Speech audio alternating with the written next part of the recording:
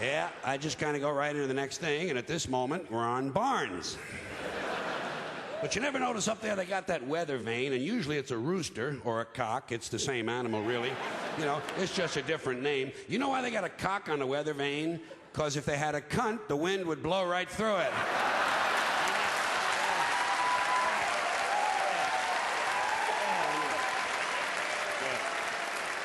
Yeah.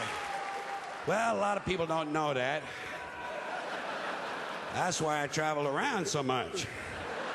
I'm here to entertain and inform. Reminds me of something my grandfather used to say to me, you know. He'd look at me and he'd say, "I'm going upstairs and fuck your grandma."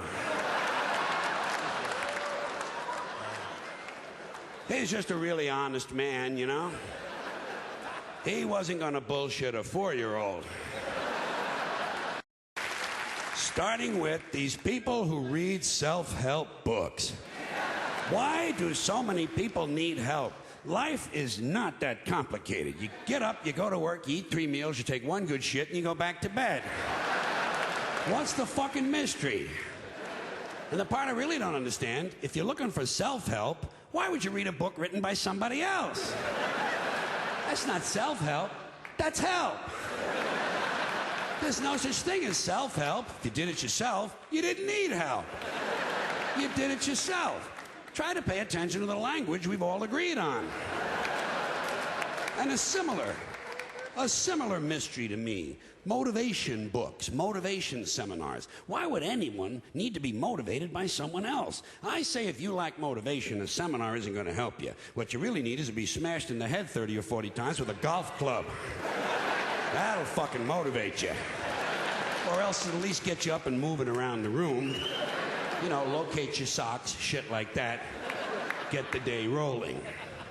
Motivation is bullshit. If you ask me, this country could use a little less motivation. The people who are motivated are the ones who are causing all the trouble. Stock swindlers, serial killers, child molesters, Christian conservatives. These people are highly motivated. Highly motivated. You know?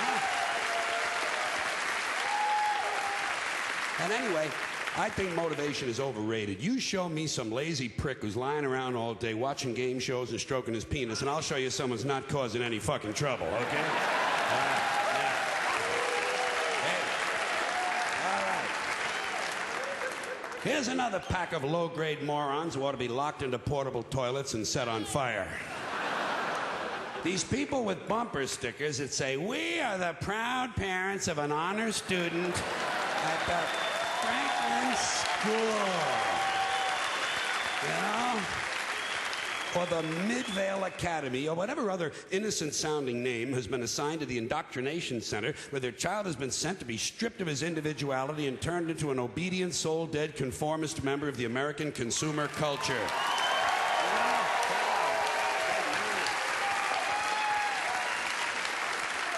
Proud parents. What kind of empty people need to validate themselves through the achievements of their children? How'd you like that to live with a couple of these misfits? How's that science project coming along, Justin? Fuck you, Dad. You simple-minded prick. Mind your own business and pass the Cheerios. Here's a bumper sticker I'd like to see. We are the proud parents of a child whose self-esteem is sufficient that he doesn't need us promoting his minor scholastic achievements on the back of our car. That was pretty sick, yeah. Or we are the proud parents of a child who has resisted his teacher's attempts to break his spirit and bend him to the will of his corporate masters. Just be nice a little for change, you know? Here's something realistic. We have a daughter in public school who hasn't been knocked up yet. We have a son in public school who hasn't shot any of his classmates yet. But he does sell drugs to your honor student.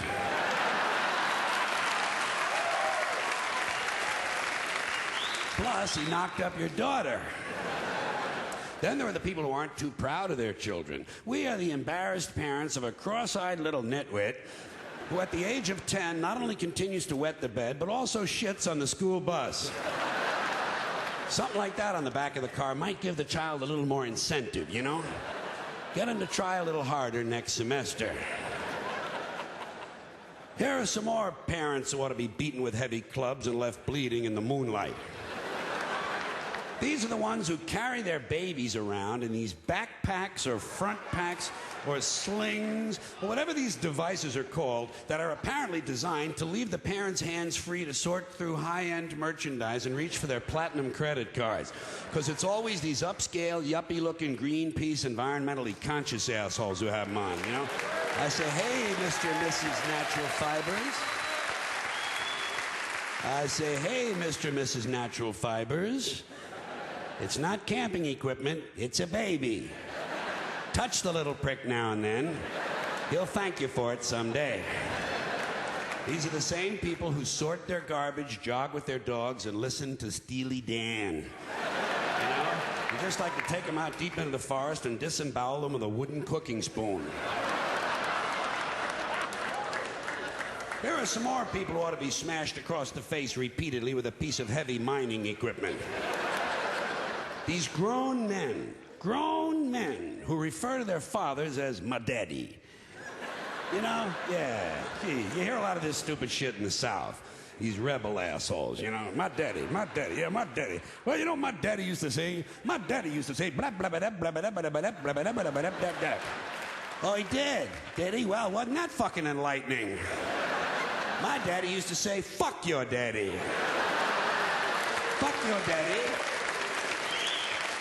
In his wrinkled, rustic, rural, country asshole. Grow up, Billy Joe, Carl, Bob, Danny, Frank. You're not 6 anymore. More like 9. Here's another unfortunate pack of mutants who ought to be penciled in for a sudden visit from the angel of death. These guys who can't tell you about a phone call they had without giving you this shit. The fucking pinky and the thumb. Like they attended mime college. Studied under Marcel Marceau. So I call her up, you know? And I'm talking to her. And she fucking hangs up on me. So I hang up on her. And she calls me back. I fucking hang up again. I say, hey, Bruno, thanks for the visual aid. But we all understand the concept of the telephone. You hold it in your hand, you talk into it. Excuse me, Bruno, incoming call. Oh, hey, it's for you.